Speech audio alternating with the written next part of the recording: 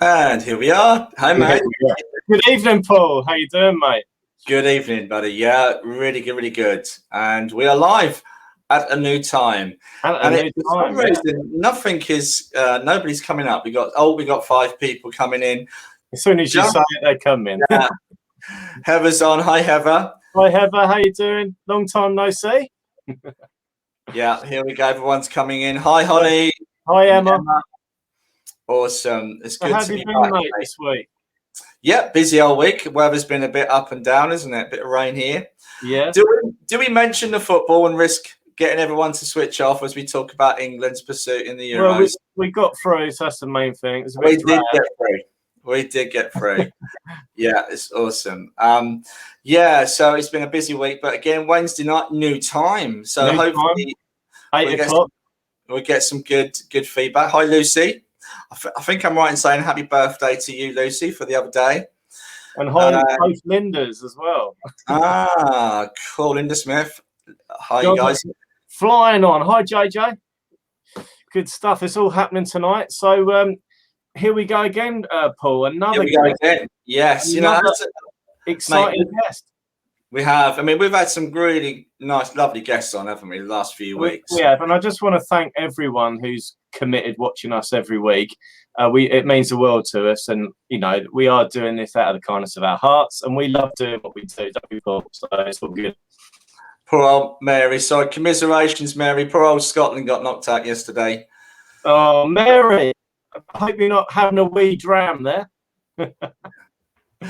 Cool. Okay. So, yeah, we better talk about tonight's guest, hadn't we? Yeah, another lovely guest, isn't it, Paul? Yeah, so, no more football talk. No, let's cut to the chase, shall we? Absolutely. Your internet's not great tonight, mate. Hopefully that will settle down. Yeah, I think they're going to cut me soon on Virgin. Oh, that's not very nice, is it? They cut me the other day as well. I don't know if anyone else suffered with that. Nearly 12 hours without any internet. Yeah, that's not good. That's not good. Okay, yeah, let's talk about our guests. I mean, we got a fantastic guest, and as I was trying to say earlier, some of the guests that we've had on have been fantastic, but we just keep going from strength to strength, and we've managed to twist the young man's arm tonight for coming on. And this is a big one, isn't it, as well? It is, and obviously people that are in the group chat would know who's coming on tonight, but it is, drum roll. Bang, bang, bang, bang, bang. Boom, boom. I'm going to get him straight in. Hi, Adam. Adam. Hi, Paul. Hi, Anthony. Hi, pleased to meet you. Welcome to our show. Thank you. Yeah, it's lovely for inviting me. Yeah, I just want to. I know I said to you before we went live. Your painting, by the way, is superb. Yeah, it's so good. Yeah, lovely, colourful, isn't it? Yeah, the Aura tree. Yeah. Aura tree. It's fantastic. Aura. Tree of Aura. Yeah. Beautiful. So, really, what we kind of want to talk to you about really is about your journey, Adam, into becoming a medium, or understanding, or even realizing when you became a medium, because there's a lot of people out there that kind of don't, or have their own experiences and don't necessarily become a medium, but they have that calling as well. And we kind of, people that are working in mediumship, we'd like to know their journey, really. We're always fascinated to know your experiences and how you got to this point in time. Yeah. Okay. So where do you want me to start then? From the beginning, Adam. We love all the stories. We really do. Yeah. Okay. Well, I suppose it starts off like most people when you're a child. I never saw the spirit world as such, but I was very sensitive. So I was very shy, very reserved, and I suppose I felt most things that was going on. And you sort of like, understand that everything's in hindsight, really. When you come into spiritualism, everything's in hindsight, and you start to understand, well, that's why I was experiencing that at that time. Yeah. And sort of feeling that sense of loneliness, I think sometimes as well, being a child, because you're so absorbed in these feelings, but you just think it's sort of normal. Yeah. So yeah, that was it as a child. But really, where I sort of came into the faculties of my psychic work, I mean, everybody's psychic in one way or another because they've got their intuition. And some people will experience, or most people will experience, when the phone rings and they tend to know where it is, or if someone comes and knocks on the door and they know where it is, sort of thing. There's them types of experiences. But I just I actually had a drink problem when I was 18. I had to have a detox and went through AA and all that sort of stuff. And when I joined AA, that opened up my psychic awareness even more. For whatever reason, whether I was sorting out myself, I was looking more deeply at myself. And I attended AA, and that was kind of like a spiritual awakening for me. And then I actually walked into a spiritualist church when I was 19 with a group of friends. We did it as a bit of a, I hate to say this, but a bit of a joke at the time, because it was, we're going somewhere where it's quite spooky, and there was a group of us, and I was kind of like, I believed in something that was beyond us, but I wasn't kind of sure what I believed in, but I was open to the facts that we could communicate with the spirit world. And my real dad passed away when I was 17, so there was always that, having someone that was so close to me that had passed away, having that hope that there is a life after death. And we went to this church. It was in Bury, where I live, Bury, Lancashire, and saw the medium up on the platform as they are, and I'm thinking, she comes here every week, this woman. Then people in this congregation come here every week. She can't possibly know all this information about these people in there. So, and she didn't actually give a communication to me or my friends, so that made me even more skeptical at the time. But we did go into the where they have the cup of tea after and the biscuit, and we all sort of sat round her, not knowing that's really not etiquette on what you do with a medium. You leave them in peace after the service. Now I know that, but we all sort of sat round her, and I'm like, she's some sort of an alien. But she did come round to us all, and she just went, where's John? Where's the hairdresser? She said. And we had a friend called John. He was an hairdresser who didn't turn up. He should have come, but he didn't. And she's like, where's the hairdresser? So we're like that, grabbing each other, thinking, how did she know that? And she continued to go round us in this circle that we was in, and she just gave me a piece of evidence about my dad, and that piece of evidence, sort of, because she said his name and some other things that only I would know, and that piece of evidence just kept me going back week after week, because I wanted more. I wanted to know more and investigate more. And as that sort of progressed, it was one of them where people on the platform, mediums, are coming in and say, oh, you're a healer, you should be doing healing. And I'm like, all right then, and starts joining the healing group. And oh, you should be a medium, you should go and sit in circle.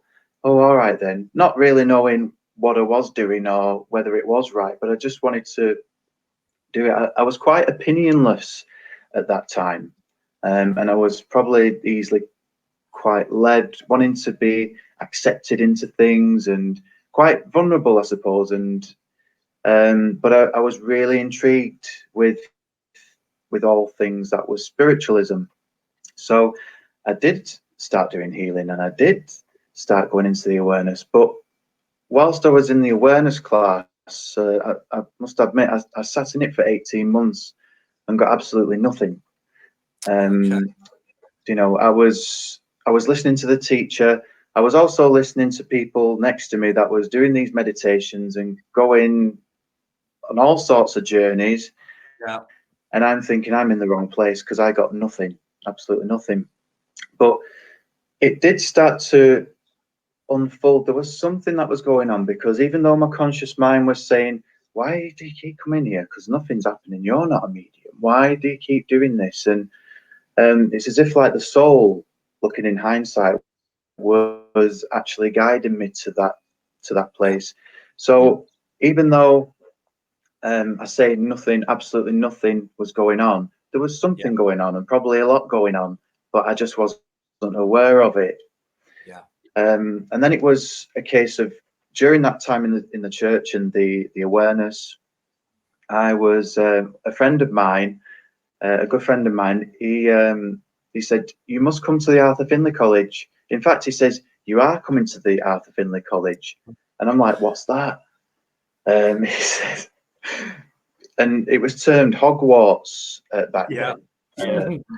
So this was like going back to like 2005, and I attended, and I remember going to the airport at Blackpool Airport when they had an airport there, flying to Stansted, and there was a lady that was there that my friend Robin knew, and it was Jill Harland, and she was a tutor at the Arthur Findlay College, and she actually, whilst we're having a coffee in the restaurant bit, she actually gave him a communication from his mum. And I'd never felt anything like it, and I'd never heard anything like this before. The presence of spirit, the detail of the information that came through.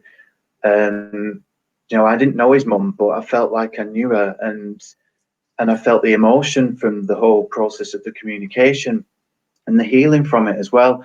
And that was so impromptu and spontaneous. And then when I did get to the college, that seemed to be the theme of the standard of the tutors that were there when I got there. So I just saw this totally different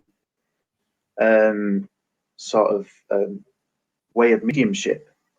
And I suppose when I did get to the Arthur Findlay College, that's my first recollection of actually giving a communication in a workshop environment. And it was so clear. I used to be such a clear clairvoyant. That's all I said. I didn't have any feelings or anything. It was just clairvoyance it's like a video that I used to see. And I used to just explain what I was seeing, and and then they'd go, yeah, and I go, honestly, you understand what I'm saying? Because I wasn't feeling anything. So it was, but it was quite profound for this lady. I'm still friends with her to this day, a peer at the time. And yeah, so that was my first sort of experience of doing it. So then you get that excitement when you've been to the college that I'm going to start doing private sittings, and I'm going to start, I'm going to delve further into this and learn more. And then as soon as you come away, it's as if like you just go back into your normal life. Because I work in construction during the day. So it's kind of like a contrast from mediumship and doing church services to working in the construction field during the day on busy construction sites. But from in that, I just became a bit of a workshop junkie, because I just wanted to learn more and more. And I started to figure out, I think I was sort of blessed going to the college when I did, because I could understand the quality of teachings at that time. So wherever I was going, I could sort of understand the basics of mediumship and psychic and things like that. So yeah, that's sort of where it began. But it wasn't until 2012 where I was trained by Mavis Patilla. I went on one of her mentorships. It was the first one that she ever did, and honestly, I felt like I got into university or something, because I'm not academic or anything like that, but it just felt, wow, I'm here. But I also had that feeling as well. I don't actually. I think the purpose of me going on there was for me to say I am a medium, because I didn't believe that I was. And Mavis then sort of pulled everything together for me. Everything I'd learned over the years, she sort of inspired the sacredness within mediumship and the purpose of mediumship, and that, the the spirit world isn't just pieces of information. They're actually people. They're your mums, your dads, your sisters, and your brothers, and really brought the essence of that. And also with philosophy and prayer. I mean, I couldn't pray, and Mavis actually said that to me when I got there. She says, "You're not a prayer," but now she actually had to write a prayer out for me, and then, but what she did, she sort of nurtured the soul of me, and was able to encourage me. She knew what would break me if I did too much, because I was painfully shy, and she really nurtured who I was as a person and who I am as a medium. And obviously she could see the potential within me, and she just nurtured that. And I owe so much to Mavis because and Jean, because there was such a fundamental part of where I am now, really, with my experience and confidence within my mediumship. So yeah, during that time too, with Mavis's mentorship, I was also coinciding that with the SNU qualifications. So I went on the platform accreditation scheme, which sort of went hand in hand as I was working with Mavis and training with Mavis.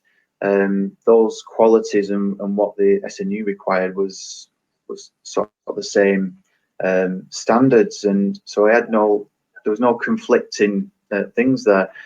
And I went on to doing the CSNU and in speaking and demonstrating. Failed my speaking on both occasions for the PASS and the CSNU, which was a big learning curve, because I learned more about speaking through failing. So it was something that really helped me to work on my speaking a lot more. And then I went into the teaching, but as well, I got the Gordon Higginson Memorial Scholarship. I won that in 2016. Yeah. Sorry, I was just going to say maybe we should talk about that a little bit, because that is really special. That's just not something it's a really rare for someone to win that, isn't it? And not only that, it's named after the legend Gordon Higginson. Yeah. And I follow a lot of his lectures and his work, and he's somebody that I just resonate with. So to win that, it also shows who you are as a person. And also, just quickly, I wanted to thank you for sharing the fact that you failed those exams, because that's real honesty. Yeah, definitely. Some people don't like to share that in the public domain, and I'll thank you for that, because that's really important. And you said, Adam, that you learn from failing, and that's being humble as well, isn't it? Yeah. I mean, not at the time. I wanted to give it all up. I wanted to. That's it. I'm not doing it anymore. And but after you sort of get over that, it's that you've got to do this. There's a reason why I failed. So just look at that and express more. But you know what? I found that I really didn't enjoy speaking at one time, and through actually failing the boards, it gave an extension of an expression of how I spoke and why I speak, and the impact that speaking has on philosophy. So I really looked at the art of philosophy and the philosophy of the soul, because we all have a story, and it's about expressing that to people, but making them feel that it's their own story, by touching them in that way. So there was a lot, and it's become one of my passions now, is speaking. So yeah, sometimes from being so the opposite to now being such a passion. That's a massive journey to get to that point, to be able to be confident, and from not actually because I can resonate with that, and philosophy is probably my least favorite part of a service. Medium, bring it on, but philosophy, I don't like talking about my own experiences, and I am a really private person, so I find it really difficult to share that. So to kind of get over that, I mean, I do. I've kind of, it's something I've learned personally, but it is a difficult thing to get over and to talk about your own experiences. And I'm going to tell people, I hope you don't mind me sharing this. I saw you at Norwich Spiritualist Church, which is a wonderful church, and I think they're coming back soon. And bless, we also the president died a few months ago as well. Very sad, but good news is that they're coming back soon in July. But I saw you, and I saw you talk about what your experience is, but what you shared was really, really personal about what you went through. And I've not seen many people do that, Adam. No. So and that, but then that also touched a lot of people within the audience. So that was really special what I saw. So yeah. So yeah, I sound like I'm a fan. I'm really sorry about that, but I was really impressed with what you were saying, and I think, you know, it's a lesson to us all to sometimes share those innermost thoughts, as hard as it is. Yeah. But that's it. I mean, we all go through pain in our lives, and we all go through positive things, and it's a way of expressing it in a way by not making it personal, but making it sort of general in the way so that people will relate to it. Because we've all sort of been through grief and the process of grief, and that is a big thing when people come within spiritualism, when they come. So to be able to tap into that and people being able to relate to you, it's sort of, sometimes people just want to know that they're understood, and that empathy and that compassion, and to sort of express the process of grieving from a spiritualist point of view. And that, you know, sometimes it's not enough that there is no death. You've got to be an example of sort of working through things, or, you know, maybe talking about the grief cycle, but you know that it's not something that you get over, but you learn to live with eventually. And you might be feeling this way at this time, but you know, through spiritualism and through time, you can learn to live with and deal with that. And I think it's about being, one thing that maybe said to me, just goes off topic a little bit, but it doesn't, is that it's time to be happy for those in the spirit world. When we can be happy for those in the spirit world in their new life, then that's when we've come to a point where we've accepted. And I think once you drop that seed into people in the congregations, then they can sort of measure where they are from that point to where they may be in the future. So it'll be something that they can measure within themselves and know that they've sort of moved forward, however far. Yeah, that's really touching. That's a good point, to put it over in a different way to help the people seek clarity in their own self. That's powerful, isn't it? In such a simple way. Yeah.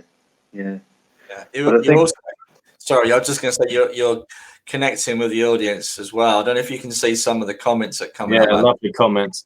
There's some lovely comments coming up from people. Hi, Tasha and Stacey and Carol and Lou. Some great feedback. Hi, Zoe, as well. Good to see you. Yeah. Hello, everyone. More fans, Adam. Yeah, I think like when we talk about philosophy, I've always got this passion too that within spiritualism we can focus too much upon death, and you know, spiritualism and the 7 principles are you know, they were brought through for mankind to help mankind to live the life. And so spiritualism really is about living. It's about life within life and life after life. And you know, the principles, or however you want to call them, because I know that we have the 7 principles of spiritualism in England, but you might have 10 principles in America, and whatever them principles are, the basis of them are to help people and to understand spiritualism too. So they actually have the tools within them to help people live a happier life, a more fulfilled life, a more contentful life, if they really followed that, or looked into their own experiences of the principles, because they all relate to your life in one way or another. And that's where you start to sort of look at the philosophy of your own soul. And when you look at the philosophy of your own soul, you can then overcome obstacles, hurdles, or whatever things that have been in your life that may have been in the past that may affect your present and your future. So there is a transformation, I believe, within the principles and within spiritualism that is not often tapped into as much. And I know there's tutors and people that have sort of touch on this, and I think it's it's really, really important that we focus on life as a whole, life now and life beyond, and we treat it equally, because we've got this life to live here and now, and a lot of things to do. We're brought into this world for a reason. We've got a purpose, and and we've got to have that realization rather than looking outside of ourselves sometimes. So I think there's got to be some sort of a balance there within spiritualism. Absolutely. And the problem, the word spiritual means so many different things to so many different people. It's just actually talking about the 7 principles. If you had to pick one, I mean, I've got a favorite, but what would you say is your favorite? It's kind of put you on the spot. Sorry, that wasn't a question I planned to. No. You just got in my head. So. Yeah, I think for me personally, and depending on what point of you are within your life, I think things change because we go through the different. Because at one point it would have been brotherhood of man, at some points the fatherhood of God. But I think the one that really inspires me is the eternal progress open to every human soul. That is that we're constantly progressing and we're evolving as humans, as souls. We and we're constantly changing. So I just believe that is one that sort of lives on and on because it's eternal and it's progression. But obviously without the fatherhood of God, nothing and no one could do anything, because that is the basis and the foundation and fundamental part of everything. So that's sort of got to be the most important part for me. But I'm really passionate about the eternal progress, working with that power of God. So, so I'm sorry, I kind of on a roll. Sorry, Anthony, mate. We'll come back to you, but I'm on a bit of a roll here. Was there a point then on your journey when suddenly you realised? Because I know you said you wasn't, you had certain experiences. Was there a point you suddenly went, "Oh my God," you discovered God within especially within what you're doing with mediumship? That kind of duality, the two go together. Yeah, it's hard. I think it was more of a. It wasn't an overnight thing. It wasn't an instant thing. And I explain this to students and people, and sometimes in philosophy. But I had a problem with the word God, because I thought God was this man on a cloud that was chucking thunderbolts at people that did things wrong. So it wasn't until I sort of read up about the fatherhood of God and about it being a power that is within everything and everyone, and within the blade of grass and the tree and the sky and the stars and all that sort of stuff. I could actually comprehend that we have actually got our own free will, and it's up to us as human beings how we live this life with that free will. And I suppose that was a progressive thing. It wasn't an instant thing, although I have felt the presence of God. I feel the presence of God within, sitting in the power. Throughout my journey, I've had sort of epiphanies, that whether that is being touched or the droplet of God, or I don't know. I just know it's just like this light bulb moment and this realization of, and everything is totally aligned, like the stars and the planets are all totally aligned in that one particular moment. And so, I suppose that is an experience within itself that I could term that would be a godly experience, I suppose. But to say the realization, I think it was a gradual thing, and I couldn't put one specific thing. I think I needed to experience a few things to understand the concept. And I've been quite lucky. I've had the odd teaching from upstairs, they'll just come in with something quite profound and very similar to what you said. I remember my guide saying to me once, everything is God. And that was it. Left me with that to contemplate that, you know, but that does, you know, so that it's not just one thing. It's layered, isn't it? There's many things that kind of get you to that point, that self-discovery. Yeah. I actually heard a medium yesterday, a friend of mine on Facebook, saying about becoming spiritualized, and it kind of talking about a similar way of what we're saying here, you know, getting to that point when we realize that everything is God, everything we do, everything is connected. It's a magnificent realization, but it's also that we're all, the difficult thing for me is I'm trying to get my head around is the individualness of it, us being so individual but separate from the Godhead, but we're not. Well, we are, but we're not. This is my dilemma. Well, that's not even a question. So I'm just hypothesizing, just going off on a. But from my understanding within that, it's like the soul individualizes us. Yeah. Because the soul's sort of like the vehicle of where we come into this world, but it's powered by the spirit within, and the spirit within is the whole essence of the Great Spirit, and that's basically what I try to help or facilitate when I do sit in the power. It's about people having their own expression of God, their own personal spiritual experience of that power.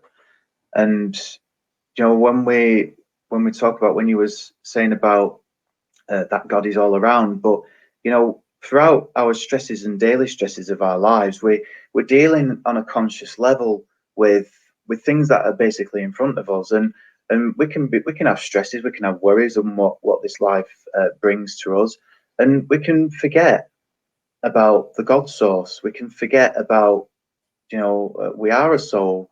We're just too focused on the materialism of life, and maybe struggling through life, and sometimes we just need to be aware of the spirit within us is being in awareness of the Great Spirit and the oneness and the connectedness and the wholeness of it.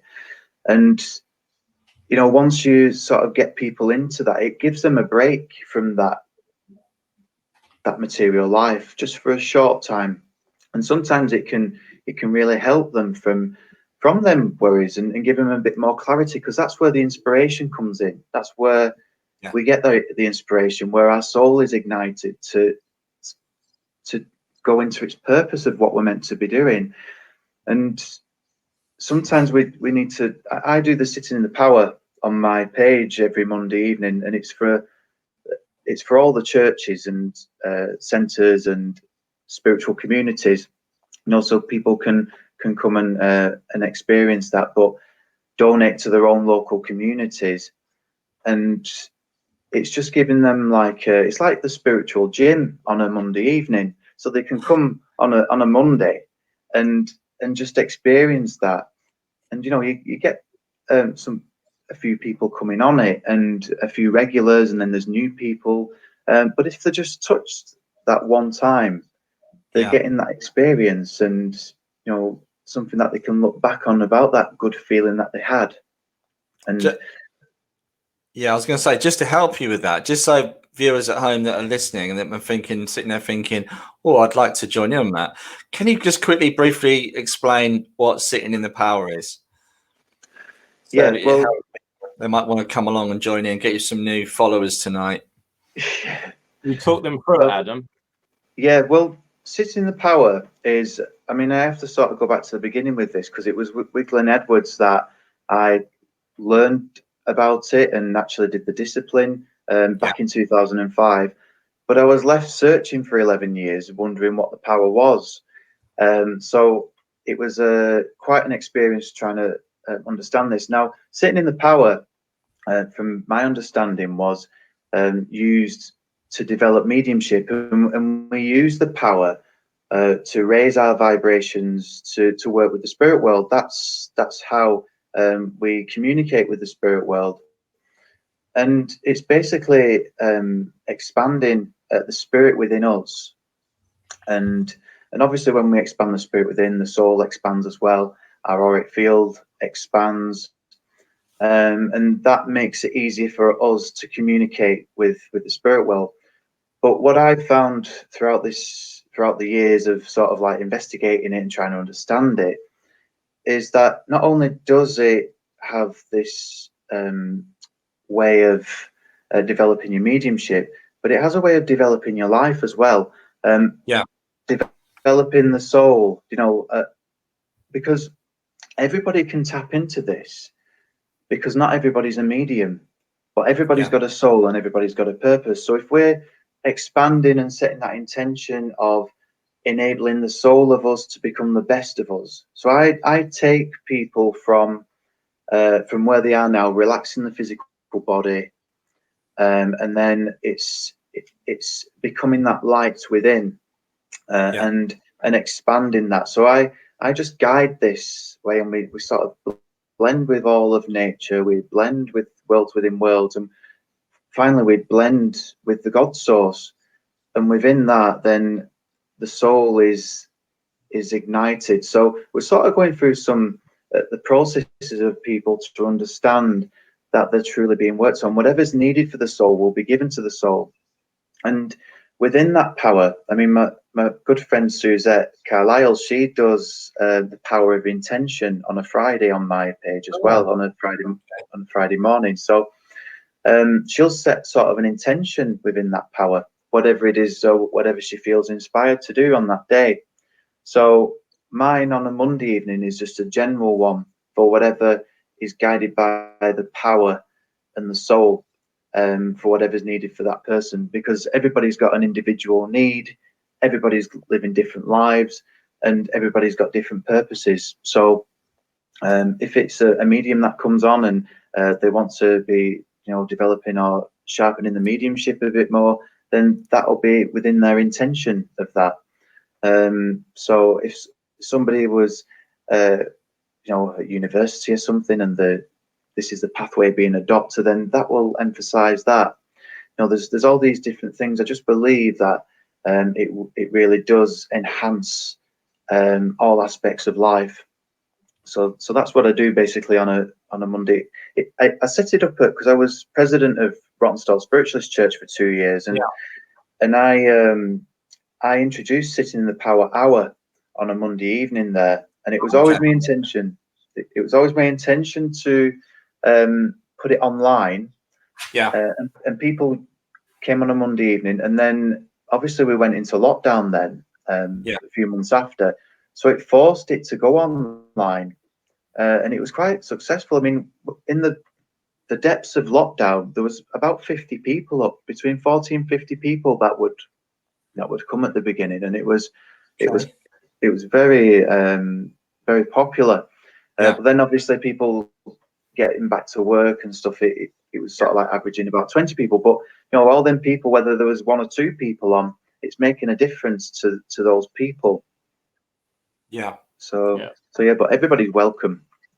Absolutely. We got a newbie from last Monday. I can recommend Adam Berry. The Monday Sitting in the Power session, a fabulous 30 minutes. So that's lovely. It's a nice little advert. I've got a quick question before we start, Adam. I hear you've been on a retreat, a silent retreat. Oh yeah. That sounds quite interesting. Can you fill us in a little bit without going into too much personal detail? Before you hang on, Anthony, mate. Hang on. Can you do that? I couldn't do it. Could you do it? Seriously? I want to give it a go, mate. Well, I want to challenge myself like Adam has. Okay. Oh, okay. I'll be up for that. But what made you do it then, Adam? Well, it was my good friend Belinda, who I've known for many years. She's been a work colleague. We work at different companies now, but always been in touch. And she went on a silent retreat, as we knew it, 12 years ago. And to cut a long story short for Belinda, I mean, we couldn't believe that she was quiet for 10 days. And, she's just such a chatterbox and a social butterfly. But when she'd gone on this course, this 10-day course, it changed her life, and it always stuck in my mind. But I could never justify 10 days away, because obviously with my construction work, taking time off work, doing my spiritual work and traveling with that, then obviously me and my partner want to go on holiday. So that 10 days was never sort of going to happen. It felt like it was a bit too selfish. But this year I was 40 in January, and my partner looked into it with my friend Belinda and sort of instigated it within that. So yeah, I managed to go on it. It came back last Sunday, and it was probably one of the most challenging things of my life, but the most rewarding thing as well. I went through my whole of my life, every aspect of my life during that time, and could see things from a different perspective, because you've got no phones, you cut off completely from the outside world. You're actually made to feel like you're in isolation, and it really is true. So there was only about 20 people on this particular course. Due to COVID, I think there's probably usually about 100 people in the hall. They separate it with male and female, so you can only see the females when you're queuing up to go into the meditation hall. But basically, it's like 4 o'clock, bong, and you're up. 4:30, you're in the meditation hall. It was like 9.5 hours of meditation a day that you had to do. And you know, you sort of like looking around with your eye open and thinking, how does everybody else look so peaceful when my legs are killing me? You've got all these things going round in your head. You know, it was so challenging. I was answering text messages in my mind on the 3rd day. I was like doing these full text messages to people I'd not messaged before I'd gone, and all this, and it was driving me mad. So it was, my conscious mind was really in overdrive, trying to compensate for all the distractions that I normally have in my life. But it was actually a meditation technique called Vipassana, and this it's sort of like a bit like mindfulness from when I've been speaking to people, but it was just focusing on the breath going in and the sensations, and it was actually, as the course went on, you had to scan all of your body and all the sensations within your body. So you are aware of, like when you're eating, you're aware of pinching the fork, eating the food on your tongue and down your throat. So you're aware of the conscious things that you're doing. But what this technique does, it gets you to look at all every sensation in your body. So whilst you're not aware of something that's unconscious, it really is conscious within you, but we're just not aware of it. So it was bringing awareness to everything that was unconscious in your body. And don't tell me how this, don't ask me how this works, but it's like a science, this. And what it was doing, it was actually bringing things up for me in my past to deal with. It was really bringing things up, because I was looking at the unconscious, being aware of the unconscious within me, and it was sort of bringing things up to eradicate. And what you have to do, it's called it being equanimous, and it's being sort of like separated from those feelings of either pleasure or pain, and just being the observer.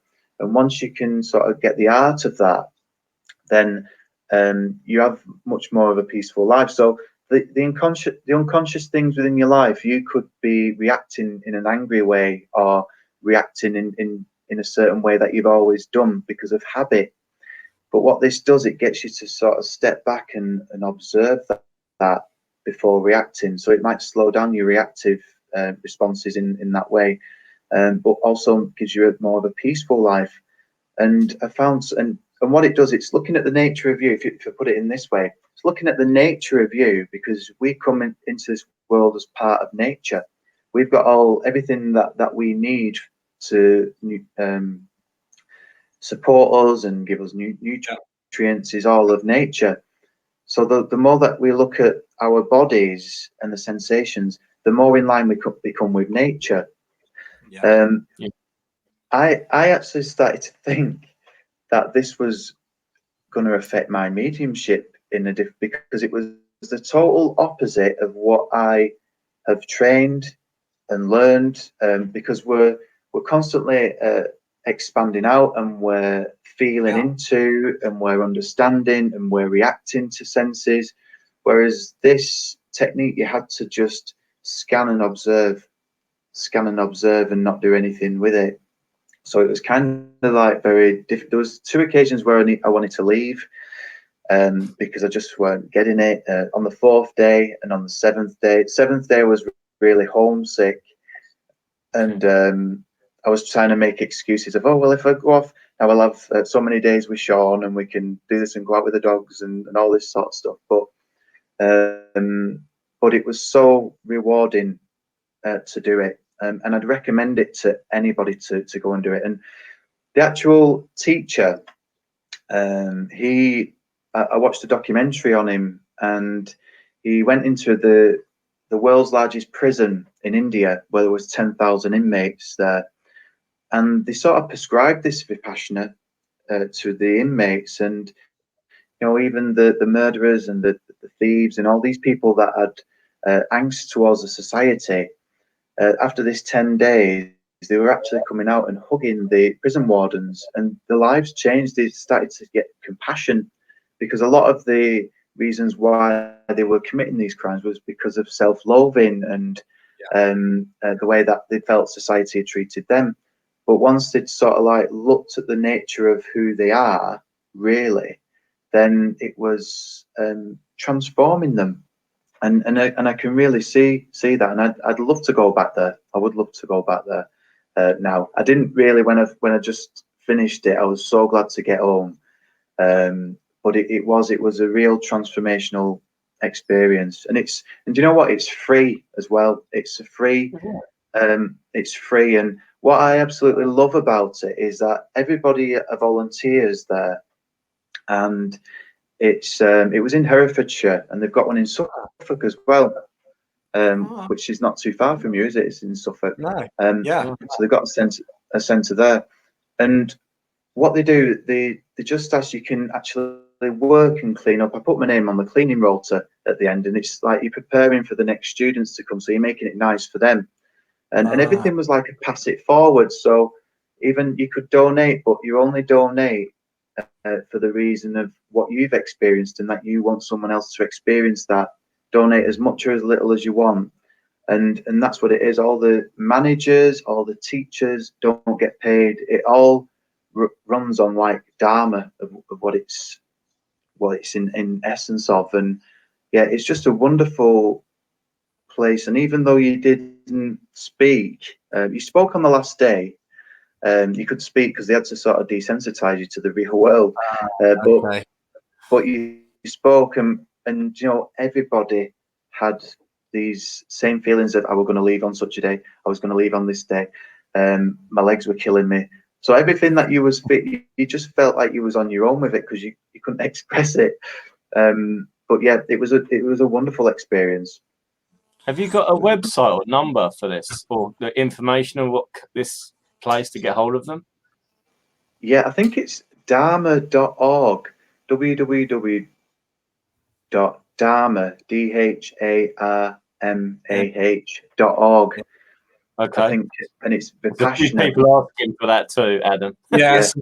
My ex-wife would be perfect at that. She used to talk to me for a week at a time. So the other ones are the best jokes. Sorry.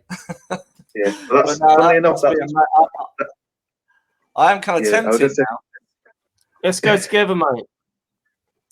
Sounds good. You can't speak and you can't memo at each other, because it's. No, you're right. You're making each other laugh.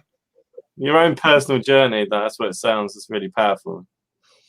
And Yeah, the feeling that goes with it as well, Yeah, but there were these epiphanies, and as I was struggling through it and thinking, oh God, this could affect my mediumship because it's different, I started to realize that there was, nature, and the law of nature is the spirit world.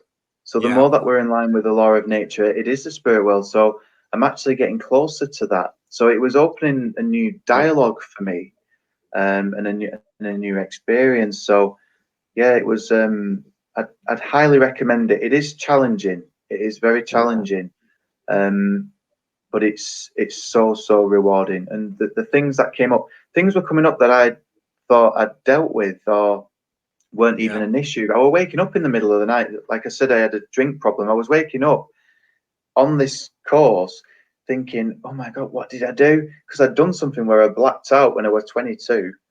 And I woke up thinking, what did I do? And it was all part of that. It was all part of it coming out and dealing with things. So what it wasn't like I'd not dealt with it, but I'd suppressed it.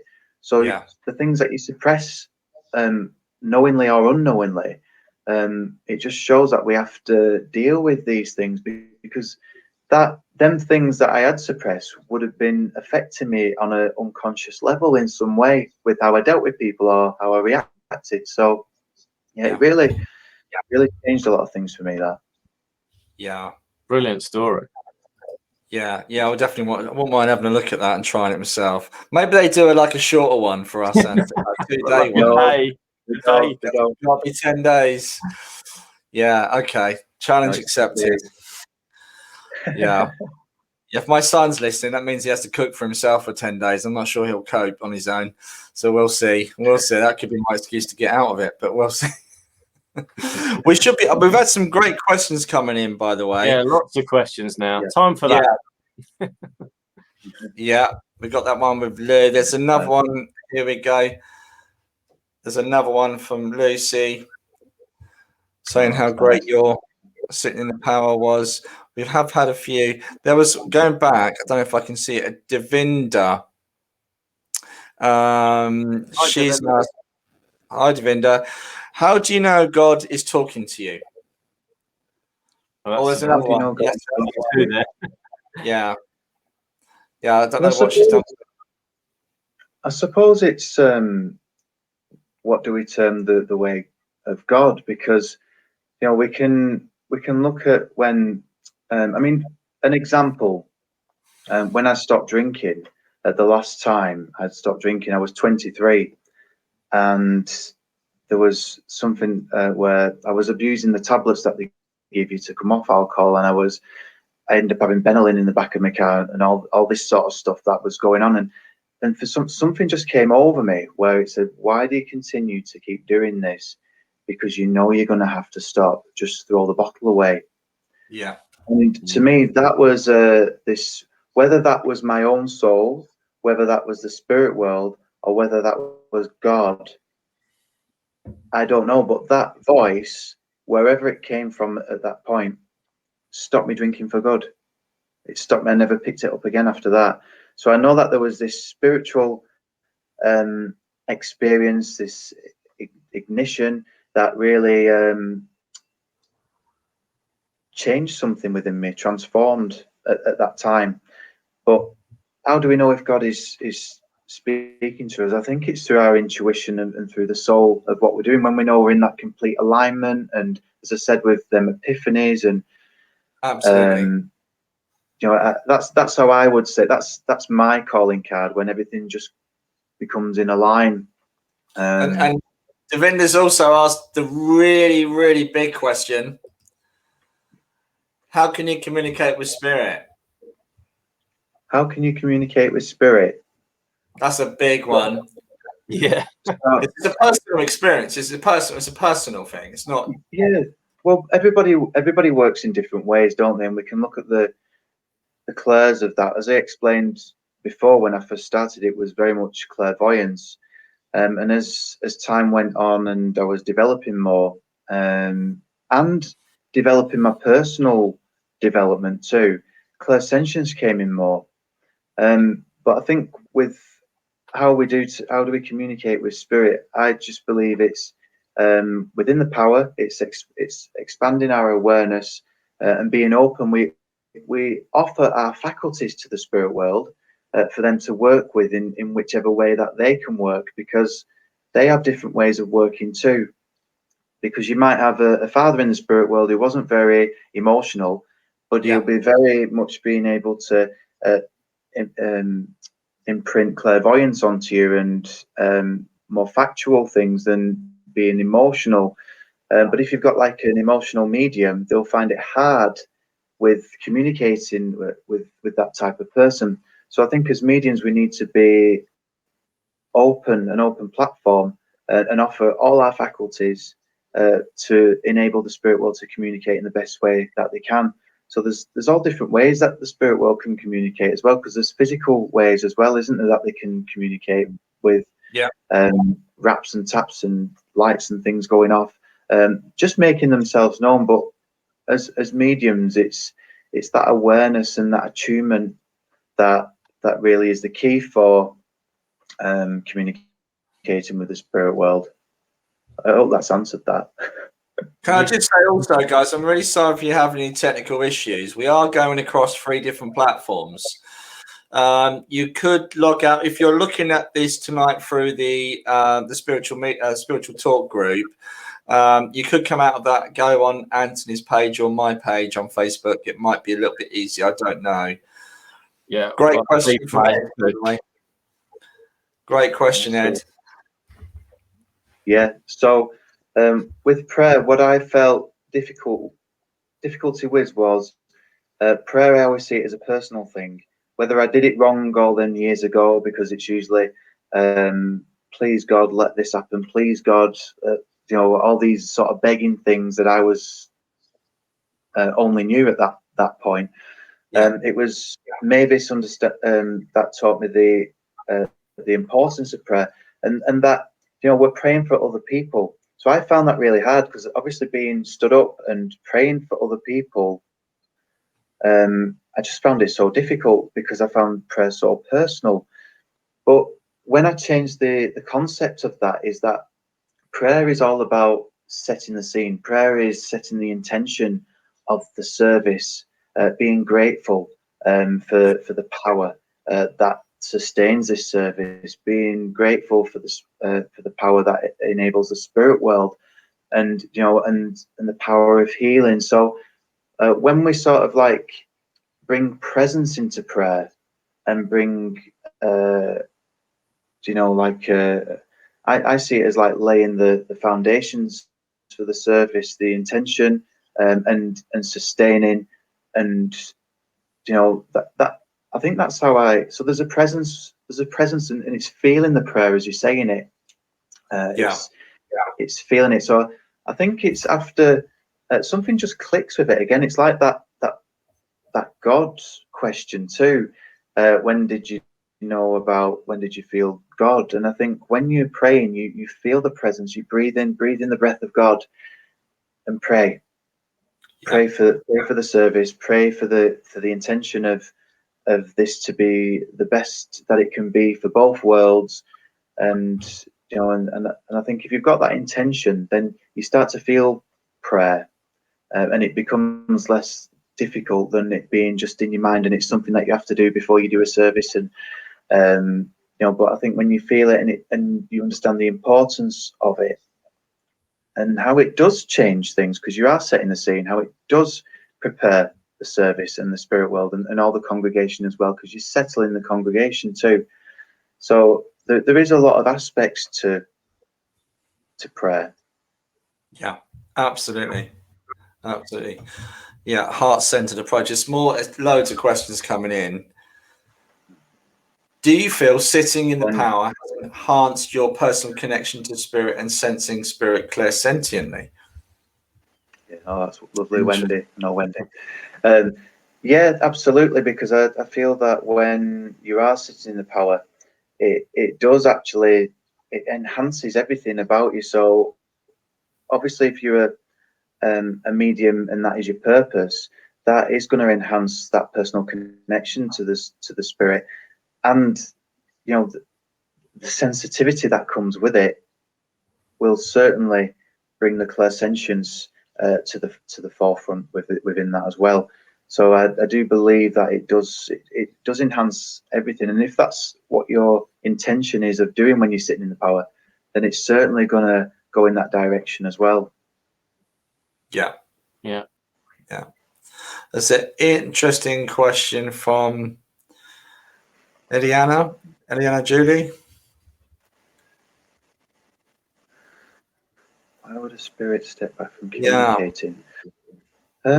I've never personally experienced that, so I wouldn't. I don't think I could answer that. But maybe, I mean, if I look at it from maybe an emotional point of view, if there's somebody in the congregation that's so absolutely bereft and so upset and uncontrollable, maybe it's sort of like it's not so much the spirit world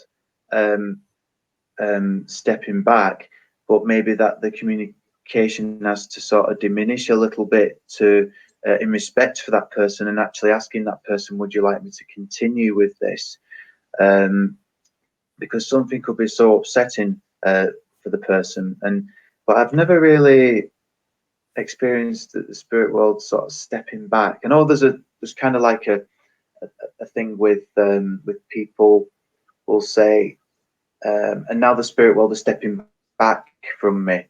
I don't actually think that or believe that, but I think it's that our power is starting to dwindle, and that's the reason, which it could feel like the spirit world is stepping back, but it's just time now that your energy and your power is coming towards the end of the service or whatever. So I'm sorry, I don't feel like I've answered that question in the way that she wanted me to, but that's the only way I can express that. Yeah, because I personally don't think people that they step away from us. It's always us from them, isn't it? Yeah. There'll be something about us. Yeah. Another great question from Lucy. What would you advise on an overthinker that feels under pressure on a daily basis? Well, I think because I was a terrible thinker and worrier about things, always sort of planning ahead and not so much worried about the past, but worrying about what's coming in the future. And you can I sometimes feel like I'm a hamster on a wheel, and you just constantly keep on going and going, and you're trapped in this way of all these appointments and engagements and everything, and it becomes hard to be sort of present. So I think the technique that I was talking about, the Vipassana, is about mindfulness, looking at the body. I think that is a great way of looking and stopping your thinking, because you're stopping your conscious mind going outside of yourself. Don't get me wrong, you're battling with your conscious mind as well, but as you're focusing upon the nature of you, then, and the breath. So if you can't focus on the nature of yourself, you can focus on the breath, because everybody breathes. So if you just focus on that breath and just do it in a meditative way for an hour or so, or even 10 minutes or whatever, however long you can do it, I think just giving yourself a break from that. And I suppose again, it's being mindful, isn't it? And just giving yourself that break, because we sometimes feel controlled by the outside external pressures that are upon us, and we have so many commitments and responsibilities, and it can feel like chaos.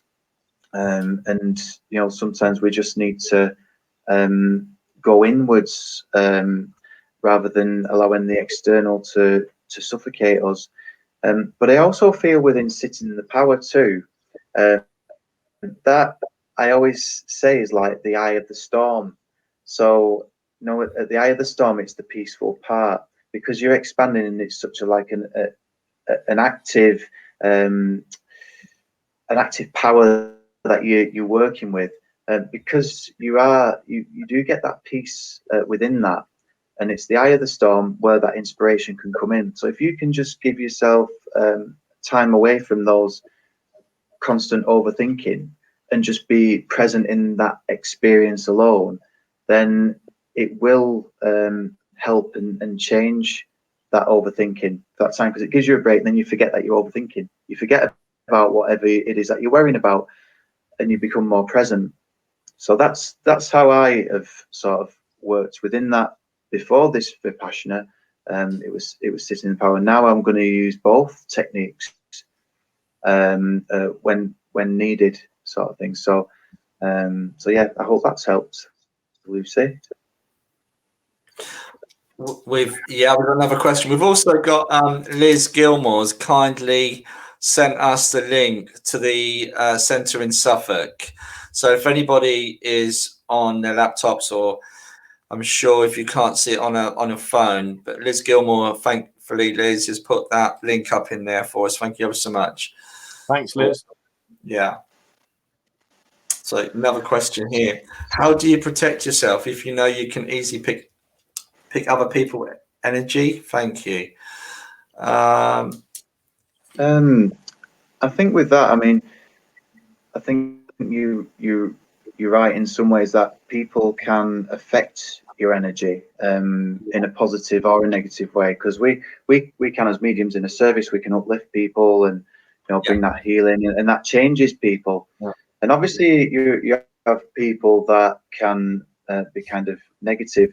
A friend said to me one time that, and she described it as drains and radiators. We have two types of people in this world: there's drains and radiators, and the drains can be the ones that are constantly negative, and just you just feel like they bring you down, and they're going around in circles all the time, and there's no way of speaking to them, because even if you do speak to them, and you've and this can be on friendships, in families, and what have you, that people seem to go around in these same habits and patterns. And it's only when people sort of like, when you sort of come away from those people, and it doesn't have to be in a negative way that you come away. Sometimes you just have to distance yourself from those people. Some people just have it in their habit or in their nature to be in a certain way that could be negative to you. So I always have the term of we need to love people from afar sometimes, because we understand that they can have a negative impact on our lives and can be quite toxic. So it's not that we fall out with these people, or we have arguments or anything like that. It's just that we can step back. And again, it's about observing those situations, because I don't know about anybody else, but when I was sometimes through my working life, if you've got a room full of people that are negative and they're complaining, you start being negative and complaining, and sometimes you don't realize that until you're out of that situation, like, this cloud's lifted, and then you can see it, but sometimes you can't see it whilst you're in it. So I think it's all by experience on protecting yourself as a human being, really, with the human being traits and things like that. Yeah, and I can relate to that massively, especially if you're in the stadium at Arsenal watching Arsenal lose. Everyone's totally deflated. Everyone gets so upset. Yeah, like that at Carrow Road, mate, too. It's let's not go football. Absolutely. But while I'm here, Adam, sorry, I have been checking out your. I'm just going to add this to the stream. Here we go. I'm just going to go off. But this is anyone who wants to get in touch with Adam, this is your wonderful website. But there's also, I was just literally noticed this. You've got all the detail here about services, demonstrations, what your up and coming events. But more to the point, look who's in the background. Sitting there. Mavis. That's brilliant to have that on your website. But there's also some great quotes here as well, guys. Lots of great quotes. That's one of my favorite there. Awareness is the key to spirituality. But yeah, thank you. I'm just going to get that off, because that's better. Hopefully, because I didn't realize that was in the background. It could have been causing some of our technical issues. Hopefully not. So yeah, we're kind of getting, there's another question. Is there one more question? Absolutely spot on. Take a step back from everything and look at Andy. Yeah, Andy, that's brilliant. Yeah, amazing what you see. Yeah. Absolutely. What they sort of like taught you on Vipassana is about, I think I mentioned it before, about not giving anything to the sensation of a good sensation or a bad sensation, and it was about being equanimous. So that was the word that we had to sort of, it's about pure equanimity, and being able to step back without reacting to anything, whether it's a good sensation or a bad sensation. And I think that really helps with these sorts of scenarios that I was talking about before. I feel like I should have gone on it a long time ago, really. But I think there's a time for everything. It's always a right time. Well, I'm always fascinated with new words, and equanimous is something that I've never heard before, so it's a new one on me. We'll try and practice saying it first. Well, yeah, absolutely, absolutely. So it's that time of night, mate. It's been so lovely talking to Adam. It's just kind of flowed, doesn't it? And we have gone over by about 20 minutes or so interviewing Adam. But to be honest, more interesting, Adam. Though, there was somebody who came on. I think it was Tasha. Hi, Tasha. If you're still watching, she was asking, when are you doing anything in terms of teaching at the moment, especially outside of lockdown? Is there any plans for you to run any sessions or classes? Because I think she's interested. Yeah, there's. I am in the process of just creating another sort of class for the Arthur Findlay College. So that will be going out soon. That will be online. I've just been doing some workshops in Canada, which people can come to as well. And I'll be doing another one. But obviously, with my day job and things like that, I have to sort of really juggle things. So when they do sort of come out, they'll be advertised on my page anyway and on my website. So people will be able to see there. Okay. Yes, brilliant. Okay, so it's that time of night, though, guys. Well, we do a little bit of mediumship. I know it's over to me and you, buddy, because I'm Adam's not. You're not doing this, mate, are you? You're not in it tonight. No, not that I'm putting you on the spot or anything, but we did say a little bit before we finish. So, thank you for coming on. It's been brilliant. Thanks, Adam. It's been brilliant. So now the teacher has got to watch the pupils. I'm no nerves, mate. Yeah, you want to go first? No nerves. You can go first. No, man, I haven't got anybody yet. So do you want to go first? Neither have I. Haven't you? Oh, good. You must. Okay. It's 50p coin. Ready? Flip it up. Heads or tails? There you go. Heads. Oh, it's tails, mate. Sorry. Yeah, right. Yeah. That double-headed coin again. Double-headed coin gets me every time. Gets me every time, and it's your fault for wearing a tie. Yeah, thanks. Properly blinged us out tonight. It's looking very smart. Thanks ever so much, Paul. Your turn next week. Hang on a sec. I've just got to put this up. Oh, look at that. Look, Darren Bretton's there. Yeah. Excellent. Looking forward to getting Darren on. Absolutely. There's a certain person in the back room. There's a massive fan of Darren's. Helen. So we're looking forward to getting you on, Darren. Awesome. So, do you want to go first, buddy? Okay, mate. No worries. Okay. First things first, as I'm put on the spot, say as you say it, as they say. Right. Okay. I've got a gentleman who's coming in, and I'm not going to be not polite to this man, but he comes in, and I do feel he's very sort of on the opposite to Slim side. All right, but I don't want to be too horrible to the man. Okay, but as he comes in, I do feel very energetic in a humorous way. I do feel I just want to giggle with this man, and as he comes in, I feel the way he comes over as a character is completely different to what he actually physically would have looked like. So whether he was a good judge of character himself, but at the same time, I do feel that people would have got his character wrong just by looking at him and judging him. That's sort of the feeling I get. I do feel that this gentleman is making me aware of a lady that he wants to talk to, that is listening on here tonight. I do feel that he's really drawn towards a partner that he's making himself aware to communicate with via me.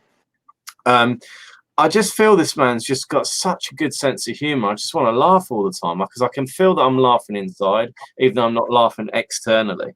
He is mentioning and bringing the name of Linda in as well. And I feel as he comes in, the name of Linda's got a Y in the name, not an I. I need to say that on his behalf.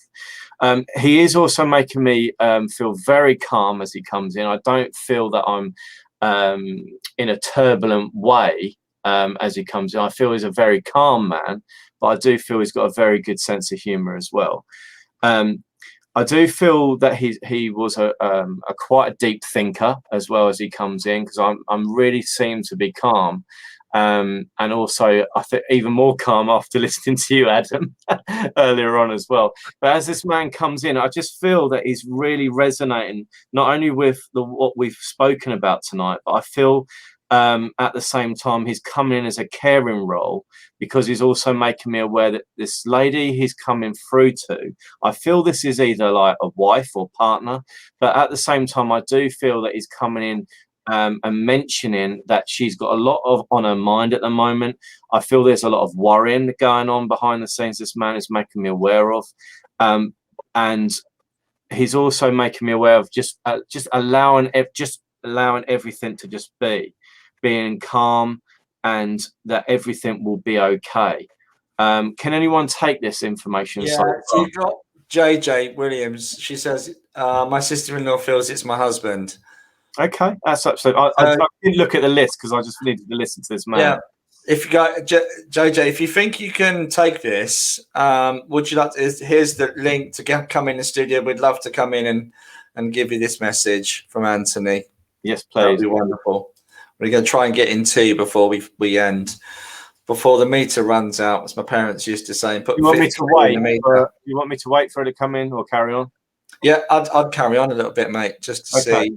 This man is suddenly making me aware of his sister, that as well. And he's also with a lady in spirit. So a lady's coming in with him now as well, or standing and coming in next to him as well. So I feel I've got two here as well. I do feel the lady that's coming in with him, whether this is, I feel she's a bit of a chatterbox, this lady as well. I don't feel that I want to draw breath. I feel like I'm just chatting at 100 miles an hour as well. But he keeps turning to her and smiling and grinning. And I feel there's another connection coming in with her. I am getting the name of Alison now as well, coming in with this lady and this gentleman as well. And all I keep seeing now is lorries. So I don't know whether this man was a lorry driver or something to do with transport, because I feel like I keep seeing the word hauling in my mind's eye, like HAUL, like, so whether this is like heavy goods, Haulage, maybe. Haulage, mate. Is it? Oh, okay, you would know that, wouldn't you, Paul? Yeah. So absolutely. His father. Can you come in, JJ? Love to see you in. If you've not got your colours in, I'd love to see you in the studio. Okay, she in yet? No, mate, carry on. But as soon as she comes in, we'll get her in. Okay, I'm getting real strong smell of like tobacco now as well, and I'm hearing the name Benson and Hedges. So whether this is the name of the actual cigarette company or the type of cigarettes that he would have smoked, but I am getting a real strong smell, and it's actually unbearable for me as it comes in, because it's not just a subtle smell, it's really quite overpowering as well. He is also making me aware of working with machinery as well now, so I can hear like clinking and clanging in the background behind me, so I feel that I'm working on something. He sold them. Okay, probably Benson and Hedges, I should imagine. Or he's selling something else. Okay, absolutely fine. If you can come in, JJ, that'd be awesome. I don't think she can, mate. She's struggling. Okay, absolutely fine. Oh, someone else is saying Granddad was sorry. I can't pronounce your name, Vladimira. I do still feel I'm with JJ. He's also talking about a dog as well, because I can smell the smell of like damp or wet dog smell coming in as well.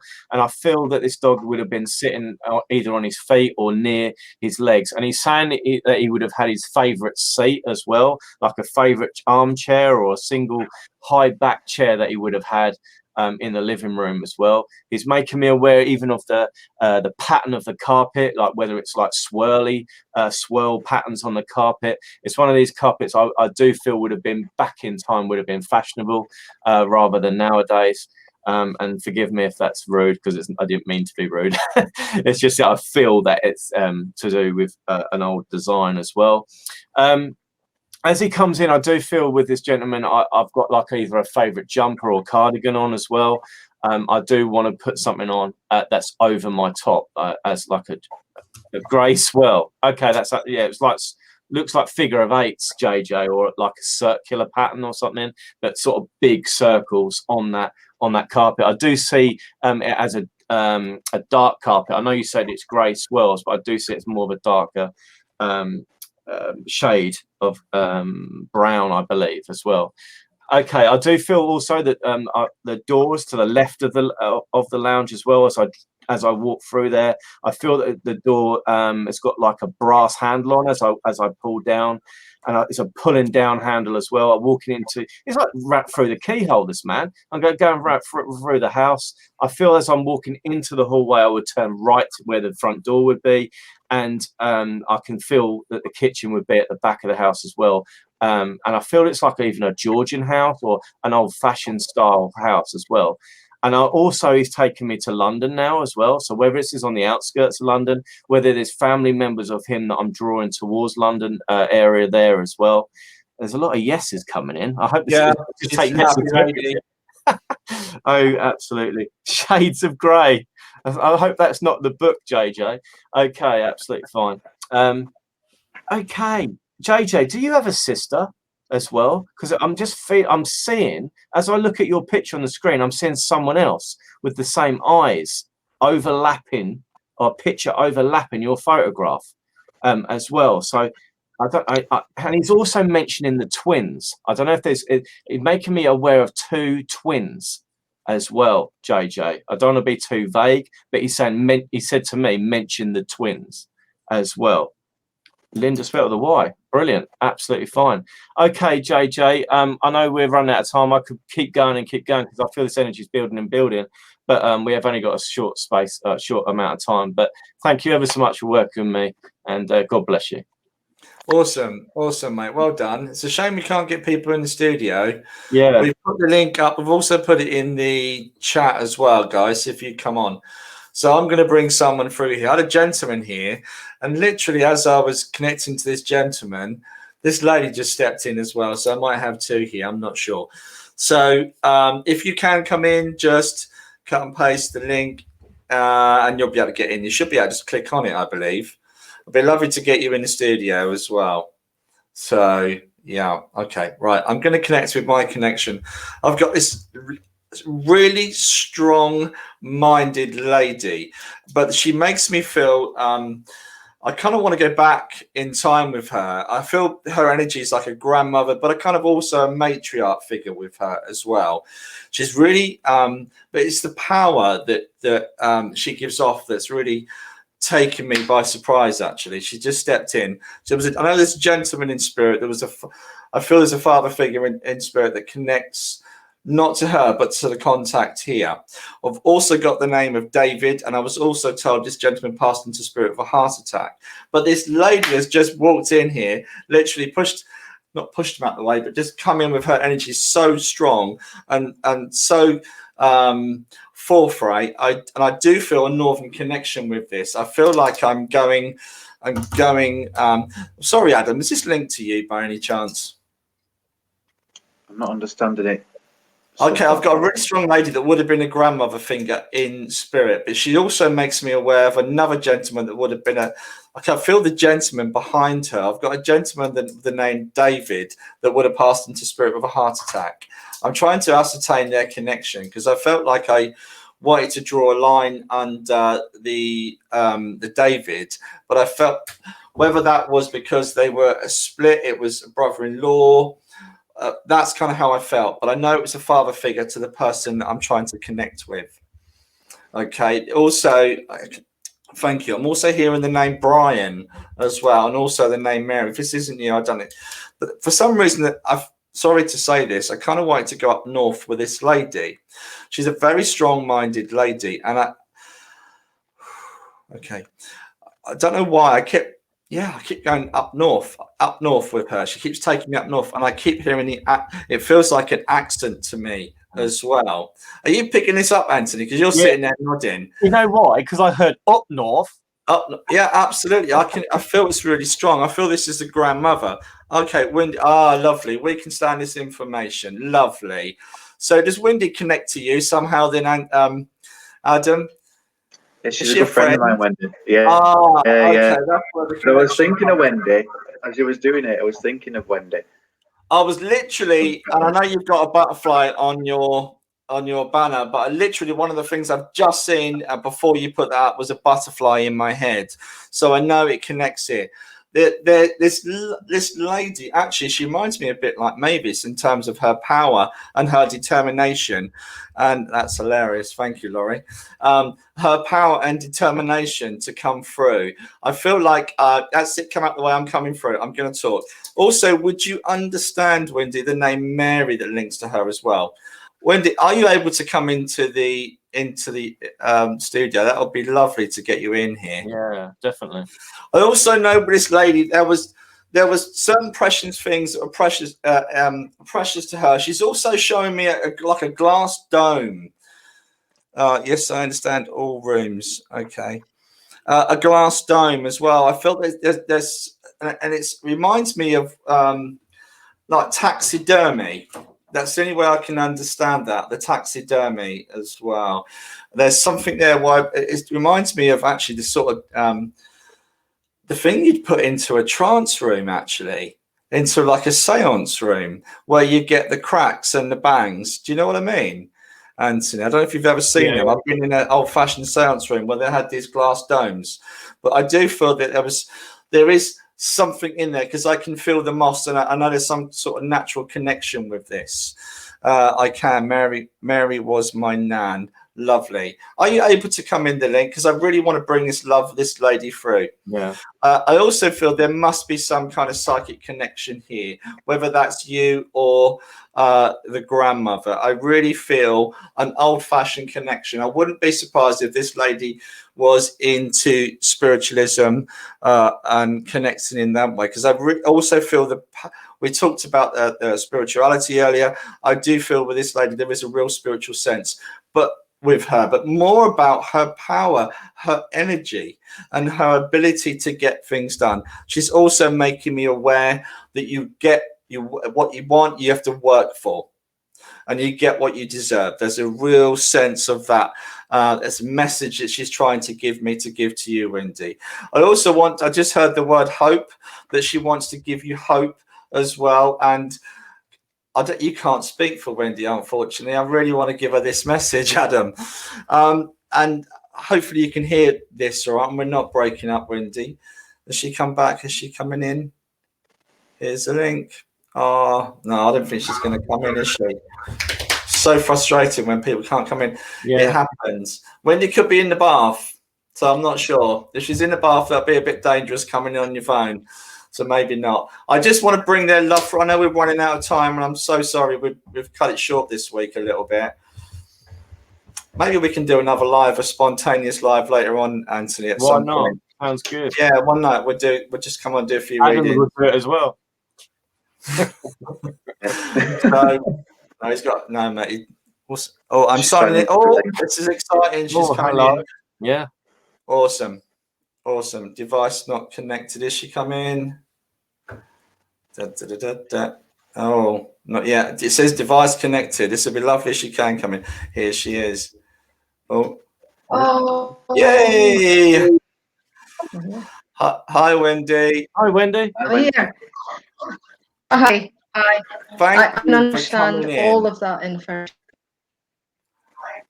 Lovely. You're frozen a little bit. A while. Awesome. I do feel this connection with this.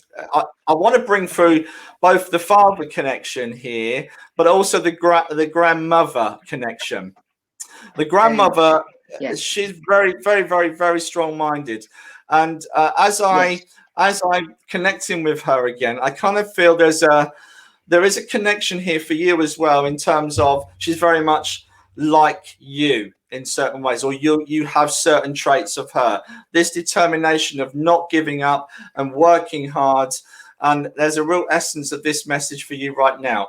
Also, she reminds me again of what she said a little while ago about hope and about moving forward. Yes. I feel, Yes. and now she's she's trying to lighten it up as well. Who was it used to love the fish and chips in the paper? Because she's bringing me fish and chips in the newspaper. It was her. Would you? But it wasn't. I want to put a fish cake or something in there as well, and a sausage rather than fish. There was, and also a pie. That's right. It wasn't just the average cotton chips. Okay, there was a pie in there as well. That's right. And lots of vinegar, lots and lots of vinegar, and such happy memories with this lady. And I'm, okay. She also brings me through this postcard of Kiss Me Quick. It's a seaside memory. I do feel the gentleman that comes in with her as well, this David, also has this real cheeky side to him. Okay, this Kiss Me Quick, this cheeky side. He wasn't David. Strong connection. Yeah. Yes, absolutely. I understand that. Yeah, lovely. Okay, we've run out of time. I'm so sorry, but I just want to bring their love through to you both. Both of these connections are coming through for you. And would you understand? Thank you. Okay, she's not going to let me stop talking. The name, it sounds like Phyllis, or she's trying to give me the name Phyllis. Yes, I would actually. Okay, and also, yes, that's right. Also the number 32. The number 32, which I believe links to the door number 32, that would be important to her. Also, that sounds I'm not sure like she's trying to give me the name Doreen as well. I do feel I've got quite a few of her friends over in Spirit Family. The name Doreen, she's trying to make me aware of as well. Yes. She's not going to let me go that easy now that I've worked hard to get you in here. No, I'm sorry if we're overrunning. She has a lovely energy and so bubbly as well, and so excited to be here. I also feel there's something about who has it got the dishwasher? Who has it got one of these newfangled dishwashers? Because in her day they had to wash up. But they had to wash up in her day, and she's sort of scratching her head like, yeah, okay. Yeah. It does please her. The other thing, okay. Oh, okay. She's talking about problems with her hand as well. And she's also making me aware that someone that lost the tip of their finger.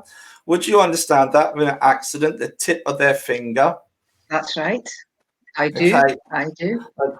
And also, okay.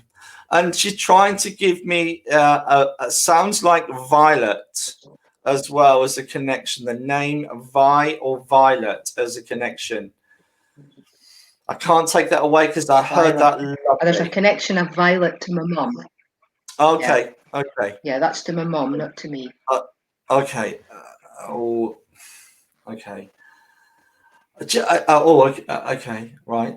Also, I feel she's making me aware of a celebration, an anniversary in July. Would you understand the anniversary celebration in July? This is a celebration. If it's a birthday, it'll be a special one. The way she's bringing this through to me, it's a special. Oh, yes. Would you understand that? That's right. Lovely. I just want to. I'm sorry, guys. I could just. Like Anthony, I could keep going and going once they get hold of you. Yeah. Can I give you all the love in the world to this lady? Also, would you understand, is there a connection with Blackpool? I'm sorry to be a bit cliche. I know everybody up north doesn't go to Blackpool. We all go to Yarmouth in Norfolk. So, but there's a connection with this lady in Blackpool. And I know there's lovely memories around Blackpool. And more specifically, the Tower. Yes, that's right. Okay, lots of love from the other side for you, Wendy. To the tower. I know that. Okay. I'll leave her love with you. Thank you. Thank you ever so much. And the gentleman, he's now coming forward. He also wants to say, yes. Pleasure. Thank you for coming in, Wendy. Awesome to see you. It means a lot. Thank you very much. No problem. Thanks, Wendy. Okay, thank you. Take care. Take care. Bye for now. Bye. Mate, thanks ever so, Adam. Sorry, thanks ever so much for coming in on tonight. We really appreciate it. Thanks so much, Adam. It's been brilliant. Yeah. Enjoyed it. Thank you for having me. Yeah, it's been brilliant. The other thing is we also, as kind of to bring a smile to people's face, we also offer a free reading to someone. So could you look at the comments, kind of tune in and give a name? And I think it's my turn this week, mate. I thought it was mine. Is it? Oh, it can be yours if you want. Yeah. Did you? I don't know, because you're moving for next week. You're next week. So we're all fingers crossed that you've got an internet signal in. I'll have to put it on the phone otherwise, Paul. Yeah, well, but yeah. So if you could pick a name, Adam, that'd be fantastic. Name. Yeah. Right through, Adam, all the way through. Someone I need to go back to. Sorry. There is somebody I need to go back. Tina Sparkle Clark. Do we do? She would really like to win it. She would really like to win a reading as well. To give it to a friend who could really do with it right now. Give it to a friend right now. Yeah, I can do that. Do you want me to do it, Anthony? Yeah, all right, Paul. Yeah, yeah. Because I know you're busy this week, mate, with moving and stuff. Yeah. So yeah, that'll be fantastic. Thanks for that, Adam. That's brilliant. I'll do it next week. The week after that, Paul. Yeah, brilliant. No worries. We should also quickly just remind people who we got coming up next week. We have got another fantastic guests. I've got his book as well, Chris Ratter here. Yeah. So I am reading the book. Yeah. So really looking forward to that. Medium. Also, he does a little bit of psychic surgery. So I'm really looking forward to hearing from Chris. So again, yeah, it's that time to say good night, mate. That time again, yeah. And go and catch up on the football. Yeah. I'm so sorry you've missed that tonight, Adam. Adam looks upset about that. Nice to see you, and thanks ever so much. Thanks, Adam. Yeah, we'll see you next week, everybody. Thank you. Everyone. Bye, everyone. Bye.